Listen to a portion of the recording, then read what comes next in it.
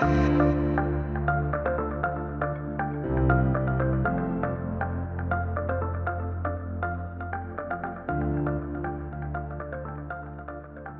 everyone, Sam Olson here, occupational therapist with Persist Therapy. Today I'm going to be presenting in partnership with Cultivate Mankato, and I'm going to be presenting on sensory breaks in the preschool classroom. So the questions that I hope to answer during today's presentation are: what exactly are sensory breaks? When do we do sensory breaks? How do we do sensory breaks? And what are the goals of sensory breaks? So I'm really hoping that you gain a better understanding of what over or under stimulation looks like for a child and how that relates to sensory breaks. Sometimes a child may need a sensory break, but sometimes we can just provide that break in the classroom. So hopefully today will kind of help you to discern which type of break is needed. So before we get into sensory breaks in general, I just wanted to take a quick second to go over the Cultivate process for sensory breaks. So if you have a concern about a child in the classroom regarding their sensory needs and maybe even starting to integrate sensory breaks into their day, make sure that you say something to the strategy support specialist in your room. The strategy support specialist is then going to bring that to the next team meeting. Someone in leadership will then complete an assessment to determine if it would be appropriate to do an occupational therapy screen. And they'll also get in touch with the parents to see if they would approve an screening be done by an occupational therapist. So just a little reminder of what that looks like if we are thinking that a child might need sensory breaks integrated within their day. All right, so before we start talking about this, I want to take you back for a second to be thinking about those sensory thresholds that we talked about in our first presentation, and also that pyramid that we talked about. So when it comes to thresholds, remember, if a child is over or under their threshold consistently during a day, it's going to make it very difficult for them to regulate. So they're going to either become overstimulated or understimulated by the room. And we can do things within the room to help with that, but sometimes it might just become too much and we have to start taking them out of the room for a specific sensory break. And this is important because if we think back to that pyramid that we talked about, regulation and sensory at the bottom of that pyramid. And so if a child is not regulated or their sensory needs are not being met, it's going to make it difficult for them to be able to learn and acquire new skills. So keep that in mind when we're thinking about, do we need to take this child out of the room for a sensory break? So what a sensory break is specifically, that is taking a break from typical classroom activities or doing the activities and skills that are expected of them and giving them kind of a reset with their sensory break. So remember, the demand of the activity is either too high or too low. Think of those thresholds for what their sensory system can currently handle. And because of that, they're going to start showing different responses, either overstimulated, maybe they're running around the room, maybe they are throwing their paper, maybe they're starting to bother their peers, or understimulated. Maybe they are just laying their head on the table, or they're just laying on the floor and they don't want anything to do with it. Those would all be indications that their threshold is either too high or too low, and they might need a sensory break. So a sensory break is an opportunity to give the body what is needed so that the child can return to a regulated state and then return to the classroom to start engaging in the activities that we would hope and expect that they can do. Okay, so getting back to those thresholds, let's get back to our waves and our roller coaster analogy. So when a child's system has been on a roller coaster for too long, they may have difficulties getting off that roller coaster and into a regulated state. When that happens, the demand of an activity or a situation becomes too high or too low, and they just can't engage and participate. How long a child is in a dysregulated state differs for everyone depending on the demands of the day, the relationship, what's happened in their past, and also their perception of various situations. Remember that dysregulation can look different for everyone. Most often, it becomes obvious that a child needs a sensory break when they become aggressive, disrespectful, or even disruptive to the class. But sometimes children that become disinterested, disengaged, remember those kids that have their head on the table or that are just laying down, they may need a sensory break too. And that is often very easily missed because it just seems like they don't care or they're tired. But this may actually mean that they are dysregulated, and we might have to take them out to do a sensory break to actually wake up or alert their system. So sensory breaks can be either calming, and that would mean that the room is overwhelming and the body needs a different level of activity, or they can be alerting. The activity or the situation isn't meeting their threshold and they really need help to wake up. So you have to kind of think about sensory breaks as intentional, right? So depending on what types of behaviors or responses the child is showing will really depend on what type of sensory activity you want to or need to do during that sensory break. Typically, when we're going on sensory breaks, we're really wanting to calm the system because a child is very overstimulated or even craving movement. So we really want to help to slow down their system.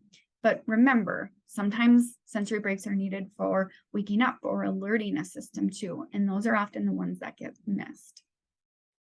So like I talked about earlier, our goal is always to keep a child in the classroom. So if we've offered strategies, ideas, and solutions, and they're not helping, that's when we have to think about taking a child outside of the classroom. So here's some examples of when a child might need a sensory break, and we'll go into these more depth in the next few slides as well. So a child might be really clingy, they might be hanging on you, they may be trying to climb you or even furniture within the classroom.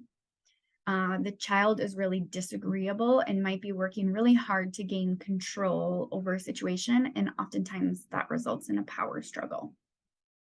The child might also start showing aggression towards their teacher or their peers. The child may be pushing, pulling, or moving furniture within the classroom. And they might be using their peers as punching bags or even professional wrestlers. So those are some examples of when it might flag in your mind, I wonder if we should think about a sensory break here. But remember, if a child is also disinterested, uninvolved, off on their own, they might also benefit in a sensory break. They might really need help to wake up or alert their sensory system. It's much easier to recognize when a child is being disruptive, disrespectful, or even aggressive that they might need a sensory break. But keep in mind those kids too that just aren't engaged or that are just kind of off on their own consistently, because these children can't learn either because they aren't in a regulated state. So keep all of those things in mind. All right, so like I talked about, I want to get into some more specifics about what overstimulation might look like, and we'll also talk about understimulation on the next slide. So some kids that might display these types of responses, typically we can think of these as our sensory cravers.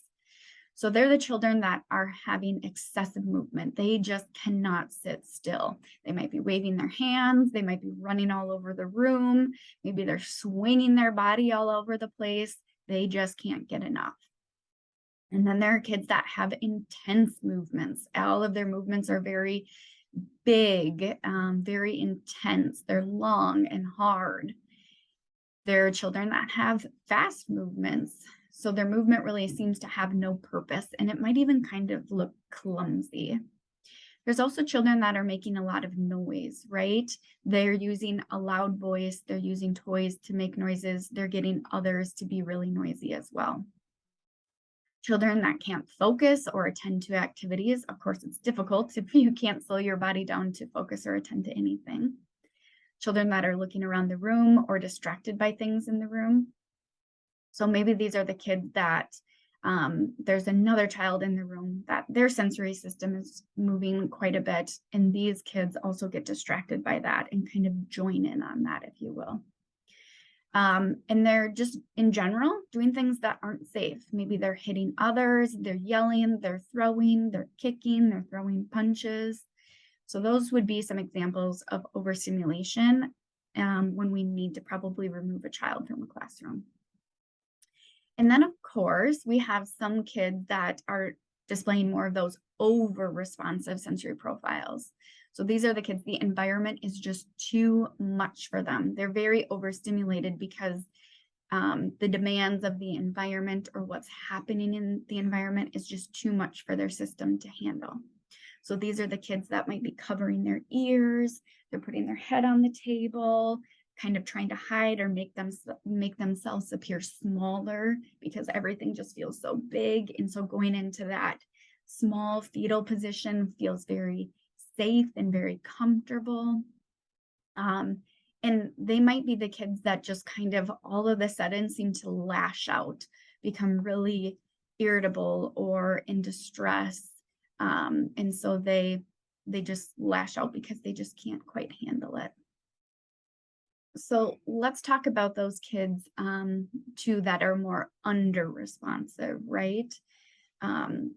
So of course, it's important to remember that you might see these responses for other reasons too, right? A child might just be tired. They didn't get enough sleep the night before. Maybe they didn't have a great nap during the day. Maybe they genuinely just aren't interested in the topic that you're covering, or the information might be above their developmental level. And two, another thing you could think about too is if a kid's kind of floppy, they might not have the core strength to be able to hold themselves up either. So and this is where you need to keep in mind if you are consistently seeing these things, so throughout the day, throughout the week, those are more sensory type responses. If you just see these things once in a while, or it's not their typical pattern of response, then there's probably a different reason for them. So just keep that in mind. So kids that are under responsive, what you might see is that they, in general, are just disinterested. They might put their head down on the table. They're not paying attention. They just kind of seem like they're off in la la land. They can't follow directions because they miss the directions that you gave them in general. They might be yawning or seem kind of tired. They're usually laying down instead of sitting up. They might be draping themselves over furniture or chairs. So instead of sitting at the edge of their seat, they're kind of on one side, or maybe they're throwing their head back in their chair. In general, they're just missing information in their environment. So they might be the kid that you have to call their name a ton of times, or even go over and tap their shoulder, or really get down to their level to make eye contact in order for them to hear or notice that you called their name. So next, we're going to start talking about the how of a sensory break. So sensory breaks require certain elements in order to be successful. These are awareness, they're getting at the root and really using common language, making the break intentional by having a plan and setting loving and respectful boundaries for that sensory break. So this is how we do those things. When a child's in a dysregulated state, their brain space is in complete chaos. So providing them with logic or expecting them to have logic, being able to kind of manage what they're doing, planning what they're doing, preparing for what they're going to be doing, and sequencing skills are just not available to them. So those are higher level brain functions. And when a child is in a chronically dysregulated state, think of that roller coaster or working above or below their threshold for too long, they just can't access that part of their brain. So I want you to think about a sensory break as you, as their teacher, being their brain for them. We really want to create logic and order so that they can learn, integrate, and be part of the classroom. So a lot of times setting boundaries or limits within an activity doesn't always feel great as a teacher, but I want you to kind of change your perspective when you think of setting boundaries. Now remember, their brain's in chaos. So if we help them to create a boundary, it really is an act of love. It's telling them, I've got you, I'm here, I'll keep you safe, I'm going to help you get what you need. Okay, so while boundaries may not feel that great to set, it is very important to help a child to figure out what those are. Make sure to give a child the sensory that they are showing that they are needing. So for example, if they're climbing all over things, if they're climbing on you, if they're climbing on shelves, their sensory break should really make sure that we're giving them what they need. We can help them to find a safe and appropriate way to climb and get those needs met. If they're jumping, when they're on their sensory break, help them to find a way that they can jump that is safe. Heavy work is also always great in a sensory break. Heavy work means that we're either pushing something, and this is something that's literally heavy. We're going to be pushing something, pulling something, carrying something, lifting something. Heavy work activities are typically very, very organizing to a system. You want to make sure that when you're thinking about a sensory break, movement is not always what is needed, right? So bringing intention to the break will be helpful and beneficial. Any old movement will not just do. A lot of times people think a sensory break can just be, running around a room or just jumping, but we have to bring intention to that because we want to make sure that we're connecting the body and the brain. So slowing them down and helping them to recognize what they're doing and why they are doing it is very important. They really need the opportunity to think about the movement that they're doing. They have to be able to think about how they're going to do that movement, what they need to do for that movement, why they're doing it, those types of things. Cultivate is also working on creating a sensory library, and that will be super helpful in making sure that we have different equipment and opportunities and activities when we have those sensory break activities. And then, of course, make sure that when a sensory break is finished, that we intentionally and purposefully help them to transition back into the room. So we might want to give them language or really narrate what that's going to look like, make a plan and be intentional about it. Okay, so before we move on from this slide, let's just go over one more time the steps, the how of a sensory break. So bring awareness to the break. So make sure that we are getting at why they are needing that sensory break. So if they're showing that their system needs to wake up or be alerted, then we're going to tell them that, man, you seem like you are really sleepy. Your body is really sleepy today. I think we're going to take a sensory break to help wake your body up. Let's go do that now, right? So we're helping them be aware of what their body is showing and what their body might need. And of course, in that, we need to be giving them the language. Remember, they're not able to access that upper, higher level brain space. So that means they might not be able to specifically communicate what they're needing. And we don't want to expect them to be able to communicate that with us. We want to give them the language. I wonder if your body needs something.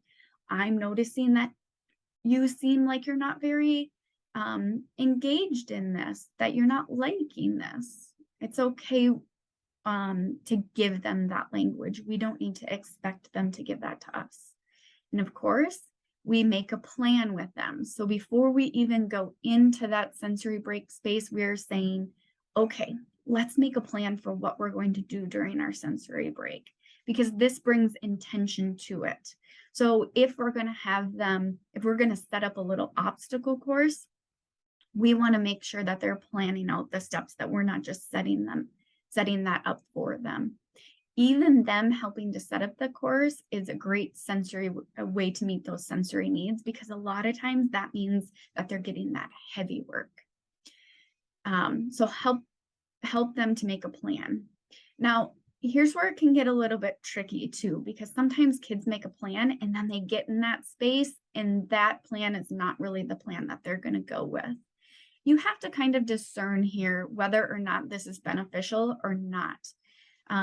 Sometimes we might be able to show a little bit of flexibility within that. So I would say if they're able to show and explain why they want to change up that sensory break that you had made a plan for, that's okay. But if they're just getting in that space and they see something that they really want to do instead and they're kind of wild and excited about that, that's probably an indication that you need to stick with the plan that you made. And remember, we need to set limits and boundaries. Sensory breaks are not permissive, they need to be intentional. We need to make sure that we are helping children to make that plan, set a limit around it. A lot of times that might mean that we make sure that they have a specific number of repetitions that they're going to do of an activity, or we might want to use a visual kind of like countdown, or we could even use a visual timer if that will be helpful. But it's okay to set limits and boundaries. Remember, that's loving and respecting, and it's communicating to a child, I got you. And then, of course, we want to make sure that we're helping them to make a plan to transition back to the classroom. So this could even include language like, okay, so I think when we go back to the classroom, they're going to be in the middle of small groups. I want you to go ask Miss so-and-so what group they want you to go to. Does that sound like an okay plan? All right, let's go do it. This just helps them to kind of understand and be organized about the next steps. Okay, so more specifically, here we go. Step 1 of a sensory break. Identify and get at the root. Remember, that means we are chasing the why. Why are they needing a sensory break? Are they overstimulated? That may mean that they're craving movement or that they're just, the environment is too much for them, or are they under responsive and the environment is not enough to get their attention to wake them up? So we want to make sure that we are bringing intention to the why of the sensory break. Step 2, we want to help the child to recognize their body and that they are dysregulated through curiosity, common language, and narration. You might want to use statements such as, I wonder if your body needs, or wow, it seems like your body really needs to pull or push or jump, whatever that might be. Or even, I can see that you are wanting my attention. What can I help you with? How can we help you to get your body what it's needing? So increasing that awareness through common language. This is a great way to help a child to start connecting and recognizing what they're doing, why they're doing it, and how it relates to their sensory system. Step 3, provide support in the classroom. Remember that we're trying to get their sensory needs met in the classroom. But if they're overstimulated, we can try to find activities that incorporate brain and body. They need to think about the movement that they are needing and that they need to do. A common go-to, like I said before, is heavy work, pushing, pulling, carrying, lifting. It could also be really simple. They might just need a pair of headphones because the environment's too much and they just can't filter that out, the noise out. So they need headphones to help kind of decrease that level of noise and to feel comfortable again. And if they're understimulated, think about ways to wake up their body. Maybe we just do a couple of jumping jacks, or maybe we open a few more shades in the room to increase the brightness. Maybe we play some music that's going to get them moving and up and going. All right, so step 4, if they still aren't regulated, that's when we have to be thinking about specifically taking them out of that space for a specific sensory break. Step 5, don't forget to make it intentional. Remember, we don't want to just go on a sensory break with no plan, no intention. We have to make no boundaries. We have to make sure that we're setting that up for them. That kind of leads us to step 6, set the boundaries. Remember, boundaries are loving. They communicate, I've got you. Step 7, we want to make sure that we're following through with that plan that we made. Remember, sometimes it's okay to veer away from that plan.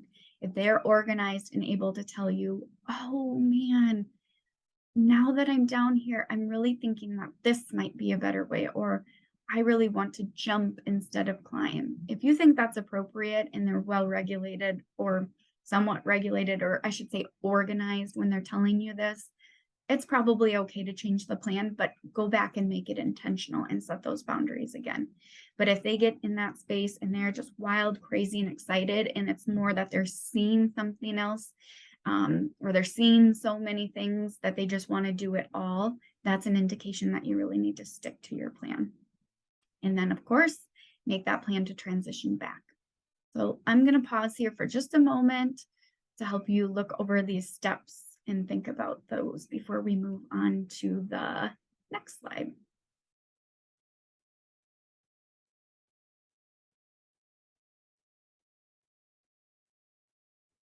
All right. So we're going to start wrapping things up here, and we're going to talk about the goal of our sensory breaks. So how do we know if a sensory break was successful? And even before going into a sensory break, we have to remind ourselves, what is the goal of this, right? So sensory breaks, our goal is to really help to teach a child co-regulation. So that means that we are using ourselves as a tool to help them co-regulate, which means that we have to be regulated ourselves.